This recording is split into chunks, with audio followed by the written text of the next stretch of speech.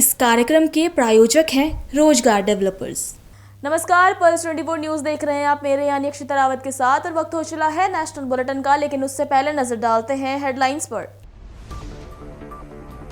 दिल्ली में नए बीज प्रसंस्करण संयंत्र का उद्घाटन केंद्रीय कृषि मंत्री शिवराज सिंह चौहान ने किया शुभारंभ। भारतीय बीज विकास निगम की पूरी टीम को दी बधाई।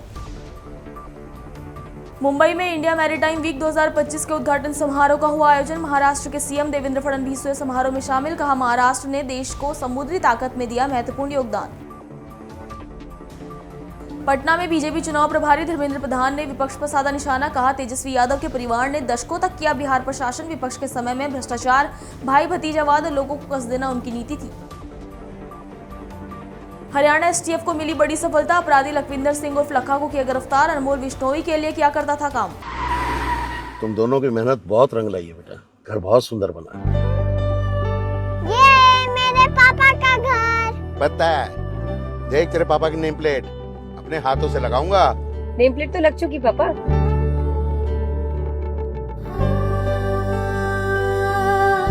असल मेहनत तो आपने की पापा, मुझे इस काबिल बनाने के लिए। वो जिंदगी भर किराए के मकान में रहे, लेकिन आज ये घर मेरा नहीं, ये है मेरे पापा का घर।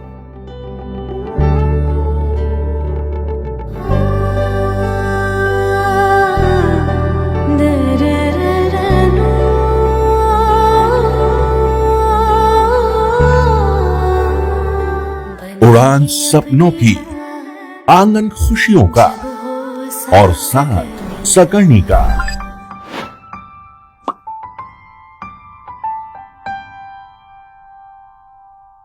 साठ वर्षों से आपके साथ मनोरंजन और संस्कार का संगम, जानवी मैगजीन। चलिए अब देखते हैं खबरें विस्तार से। दिल्ली में केंद्रीय कृषि मंत्री शिवराज सिंह चौहान ने नए बीज प्रसंस्करण संयंत्र का उद्घाटन किया, जिसके बाद शिवराज सिंह चौहान ने भारतीय बीज विकास निगम की पूरी टीम को बधाई दी। उन्होंने कहा कि पिछले 76 सालों से बीज विकास निगम इस काम को पूरी कर्मठता से कर रहा है। बीज विकास निगम, भारतीय बीज विकास निगम की पूरी टीम को बधाई देता हूं। अगर फसलों का उत्पादन बढ़ाना है तो पहली शर्त है गुणवत्तापूर्ण अच्छे बीजों की उपलब्धता। और पिछले 63 वर्षों से बीज विकास निगम इस काम को पूरी कर्मठता से कर रहा है। और अभी पिछले सालों की उपलब्धियां तो बहुत बधाई देने के लायक है। आज अच्छे बीजों की प्रोसेसिंग के लिए 6 सीड प्रोसेसिंग यूनिट्स का लोकार्पण किया गया है। एक दिल्ली में, फिर बरेली, धारवाड़, हासन, रायचूर और सूरतगढ़ में ये बीज प्रसंस्करण इकाइयों का, संयंत्रों का आज उद्घाटन भी हुआ है। इससे और भी गुणवत्तापूर्ण बीज हमारे किसानों को मिल पाएंगे। बीज विकास निगम के पास 5 बड़े फार्म हैं 22,000 हेक्टेयर जमीन में। और सूरतगढ़ का फार्म तो एशिया का सबसे बड़ा फार्म है जो बीजों का उत्पादन करने का काम करता है। इनके पास 25 लाख क्विंटल से ज्यादा अच्छे बीज उत्पादित करने की क्षमता है। और मैं ये मानता हूं कि ये बहुत बड़ी ताकत है भारत के किसानों की। कुल जो बीजों की हमें जरूरत पड़ती है उसका 4% लगभग बीज एनएससी उत्पादित करता है। लेकिन आज हमने यहां चर्चा की कि और ज्यादा बीज की जरूरत है हमको। किसान मांग करते हैं अच्छे बीज की, और इसलिए इस क्षमता को बढ़ा के 25% तक हम कैसे ले जाएं, कुल जरूरत के 25% बीज का उत्पादन हो, उस दिशा में प्रयत्न करेंगे। उसका रोड मैप भी बनाएंगे। और एक बड़ी समस्या किसानों की तरफ से आती है घटिया सीड्स की, घटिया बीजों की। उससे घटिया बीज और समय पर बीज ना मिलना और महंगे बीज मिलना, इन तीनों का जवाब अगर कहीं है तो वो है बीज विकास निगम के पास, हमारे राष्ट्रीय बीज विकास निगम के पास। और इसलिए गुणवत्तापूर्ण बीजों का अधिक उत्पादन करके हम उत्पादन भी बढ़ाएंगे, उत्पादन की लागत भी बढ़ाएंगे। बीज अच्छे होंगे तो फसल भी अच्छी आएगी, उसकी क्वालिटी भी अच्छी होगी तो किसान को दाम भी अच्छा मिलेंगे। उस दिशा में निरंतर काम करेंगे। जब सार्वजनिक क्षेत्र का बीज विकास निगम एक ऐसी कीमत पर जो किसान आसानी से खरीद सके बीज बेचता है तो प्राइवेट कंपनियों पर भी अंकुश लगता है। वो मनमाने दाम फिर नहीं ले सकती किसानों से, नहीं तो बाजार में टिक नहीं सकती। फिर भी हम लोगों ने यह तय किया है कि कुछ सावधानियां जरूरी है, क्योंकि सर्टिफाइड सीड ही ठीक ढंग से अच्छा बीज किसानों को मिले, इसकी भरपूर कोशिश करनी चाहिए। और हम लोगों ने यह भी तय किया है कृषि विभाग ने कि एक नया सीड एक्ट हम लेके आएंगे, जिसमें वो लोग जो घटिया बीज बेचने का प्रयत्न करते हैं उनके खिलाफ कड़ी और बड़ी कार्रवाई भी की जा सके। आज तो मैं बीज विकास निगम को बहुत बधाइयां देता हूं उनकी उपलब्धियों के लिए भी। हालांकि प्रॉफिट कमाना है इनका लक्ष्य नहीं है, लेकिन फिर भी विश्वसनीयता इतनी है कि पिछले साल लगभग 124 करोड़ रुपए का इनने प्रॉफिट भी कमाया। अब हमारा ऑनलाइन भी बीज उपलब्ध कराने का अभियान चलाने का उन्होंने फैसला किया है। उसके लिए भी हम टेक्नोलॉजी का उपयोग कर रहे हैं कि घर बैठे भी बीज कैसे किसानों को मिल जाए। अभी उसके प्रचार प्रसार की जरूरत है तो वो भी हम करेंगे। और बाकी उपाय भी अभी लगभग 400 जिले में उपस्थिति है। हर जिले में कैसे पहुंचे, 6000 में से 4000 ब्लॉक तक बीज विकास निगम पहुंचा है। हर ब्लॉक में कैसे उपस्थिति हो उसका भी रोड मैप बनाकर उस पर काम करेंगे। बधाई बीज विकास निगम को। सर, आपने ऑनलाइन की बात की, तो क्या किसानों को जैसे कि अमेजोन है या फ्लिपकार्ट है, इनके थ्रू भी बीज विकास निगम जो है, बीज विकास निगम का अपना नेटवर्क है, ONDC का जो प्लेटफॉर्म है, अभी उसी के माध्यम से हम किसानों के पास प्रमाणित बीज और सीधे तो पहुंचाते ही पहुंचाएंगे। मुंबई में इंडिया मैरीटाइम वीक 2025 के उद्घाटन समारोह में महाराष्ट्र के सीएम देवेंद्र फडणवीस शामिल हुए। उन्होंने कहा कि महाराष्ट्र ने देश की समुद्री ताकत में महत्वपूर्ण योगदान दिया है। भारत की आर्थिक राजधानी के रूप में महाराष्ट्र अपनी सफलता का श्रेय मुंबई के बंदरगाहों के रणनीतिक महत्व JNPA के महत्वपूर्ण भूमिका को देता है। साथ ही कहा कि प्रधानमंत्री नरेंद्र मोदी के दूरदर्शी नेतृत्व में हमने वदावन बंदरगाह का निर्माण शुरू कर दिया। पूरा होने पर यह दुनिया के शीर्ष 10 सबसे बड़े बंदरगाहों में से एक बन जाएगा। देश की जो समुद्रिक ताकत है, जो मैरीटाइम पावर है, उसमें महाराष्ट्र का एक बहुत बड़ा योगदान है। आज मुंबई जैसा शहर जो भारत की आर्थिक राजधानी के रूप में जिसकी ओर देखा जाता है, इसके आर्थिक राजधानी होने में यहां का जो मुंबई पोर्ट है और जो JNPA है, इसका एक बहुत बड़ा योगदान है। और आज देश के कंटेनर ट्रैफिक में सर्वाधिक योगदान ये मुंबई के पोर्ट्स और महाराष्ट्र के पोर्ट्स देते हैं। ये कहते हुए मुझे बहुत खुशी हो रही है। और मैं भारत सरकार का इसलिए भी आभार व्यक्त करना चाहता हूं कि अब भारत का सबसे बड़ा पोर्ट, वाढवण पोर्ट, जो बनने के साथ ही दुनिया के 10 बड़े पोर्ट्स में से एक पोर्ट होगा, उसके निर्माण की शुरुआत आदरणीय प्रधानमंत्री नरेंद्र मोदी जी की अगुवाई में हो चुकी है।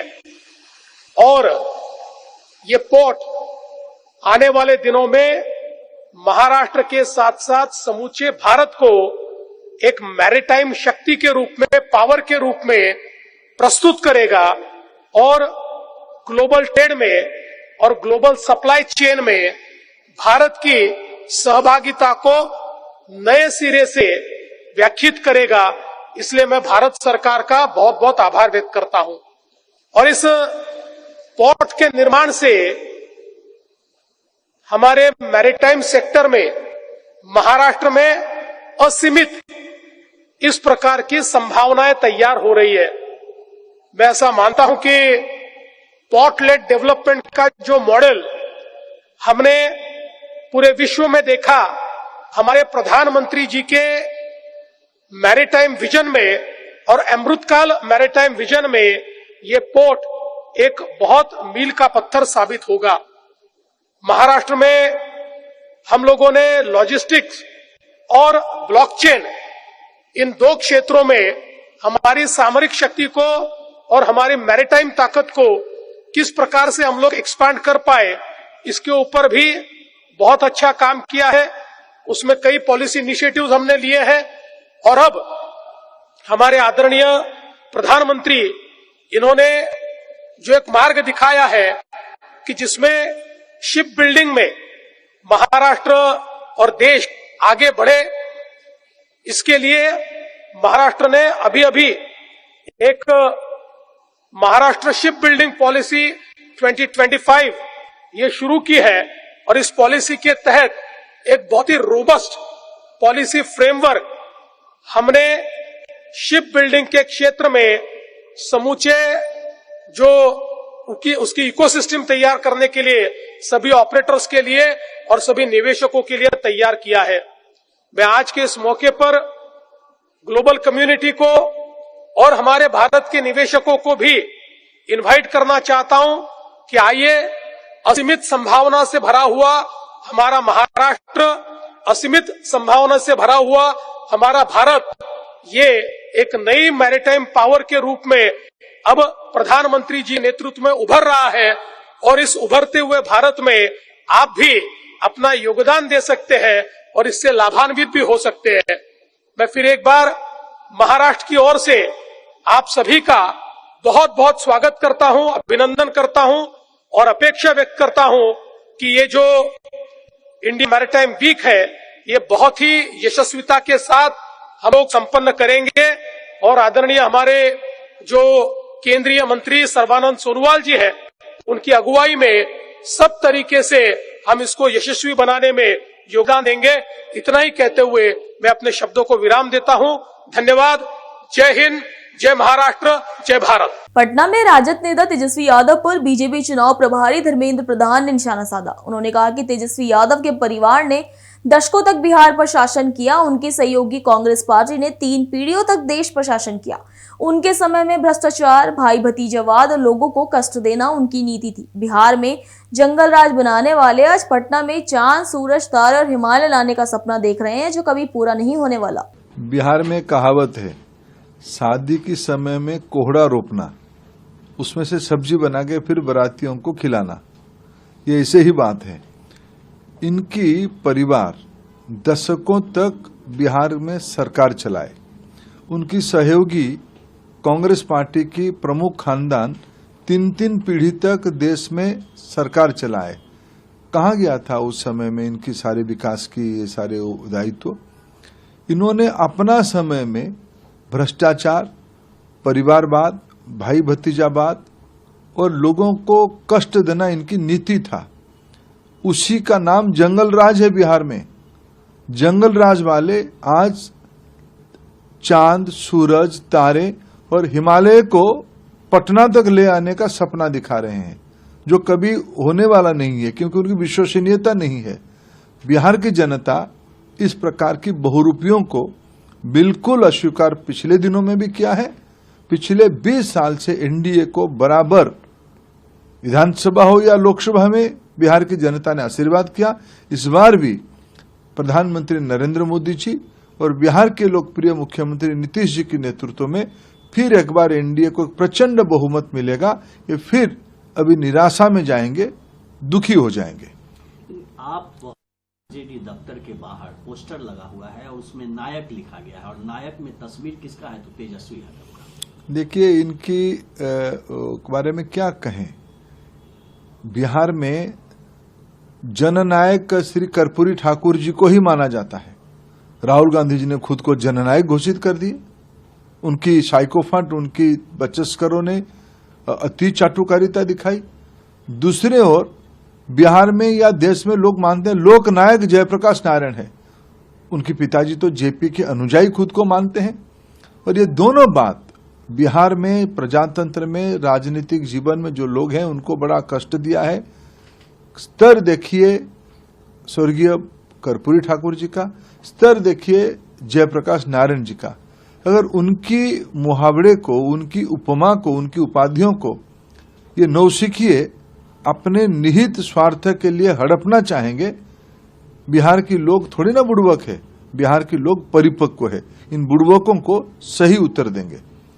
लेकिन साल में नहीं हुआ है, वो हम 20 महीने में करके दिखाएंगे। तो जैसे इन्होंने बिहार की लोगों की जमीन को नौकरी के बदले खा गए, चारा तो एक कहानी था ही।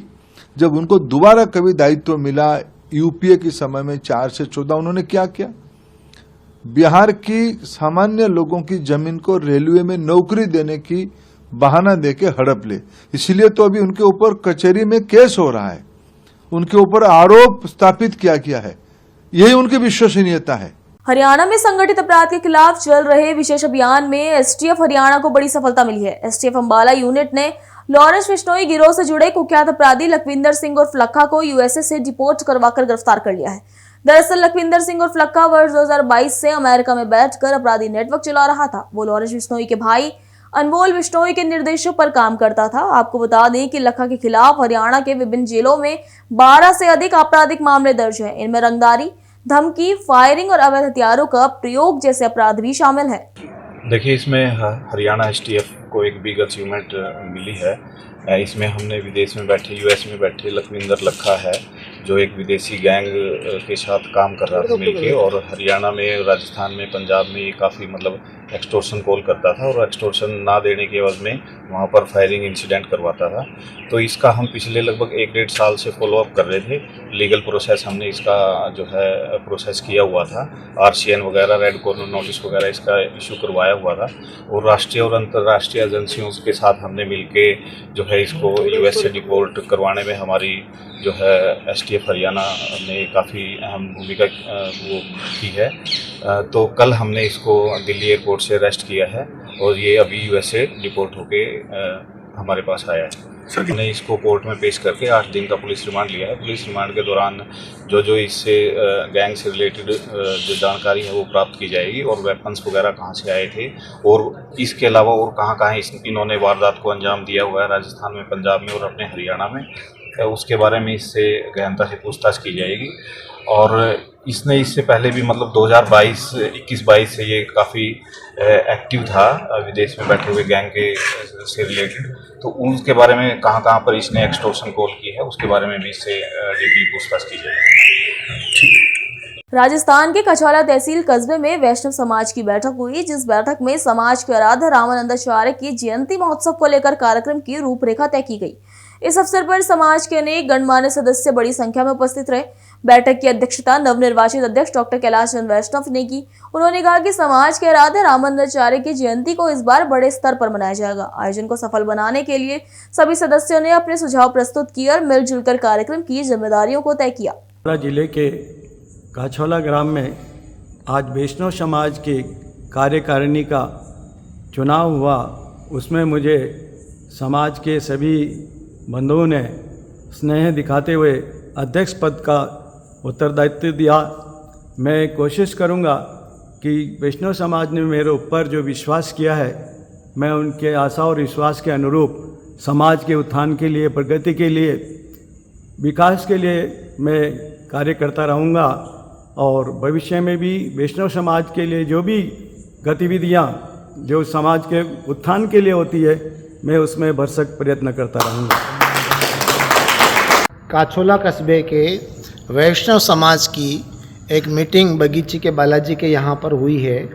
हम इस बैठक में हम लोगों ने ये तय किया है कि वैष्णव समाज के विकास के लिए, वैष्णव समाज के शैक्षिक विकास के लिए, आर्थिक विकास के लिए और समाज की जितनी भी समस्याएं हैं उनके समाधान के लिए हम सब लोग इकट्ठे हुए हैं और आज एक कार्यकारिणी का हमने गठन किया है। और यह कार्यकारिणी इस पूरे क्षेत्र के वैष्णव समाज के लिए काम करेगी और मुझे पूरा विश्वास है कि आने वाले समय में वैष्णव समाज जो है मुख्य धारा में आएगा और शिक्षा की दृष्टि से समाज जो है विकसित होगा, विकासशील होगा, इतना मैं निवेदन करता हूँ।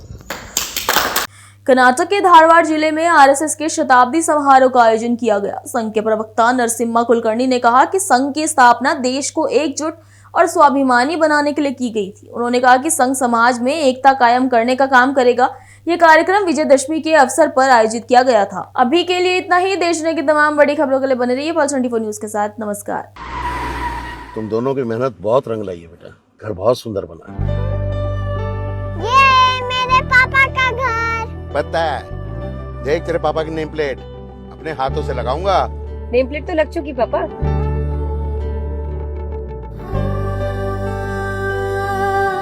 असल मेहनत तो आपने की है पापा, मुझे इस काबिल बनाने के लिए। वो जिंदगी भर किराए के मकान में रहे, लेकिन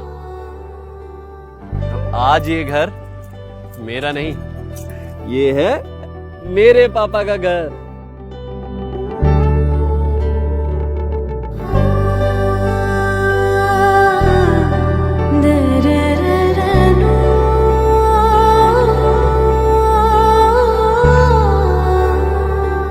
उड़ान सपनों की, आंगन खुशियों का और साथ सकर्णी का।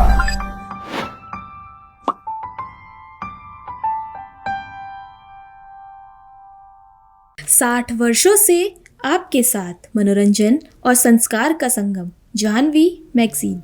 इस कार्यक्रम के प्रायोजक थे रोजगार डेवलपर्स।